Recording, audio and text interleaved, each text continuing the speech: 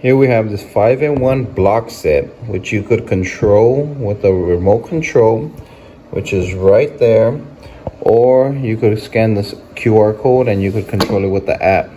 It lights up, has all these pieces, so you could do it, make 5 different creatures, 5 different items, and there's instructions for all of them and the stickers.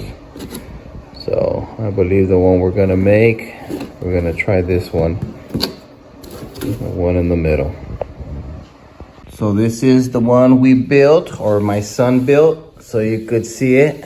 It looks like a T-Rex, kind of like a little Godzilla. We gotta put some batteries in the control and get it to move or light up. But look at that. How long did it take you, Ed? 3 in the morning. Ooh, a couple of hours working on this. In order to charge this, the spine, you could lift it up. So you pull it back and you can see the little charging port right there. So let's go ahead and charge it. I put batteries in the control, so all we gotta do is charge it. So here's the finished product with the remote control. Pretty cool.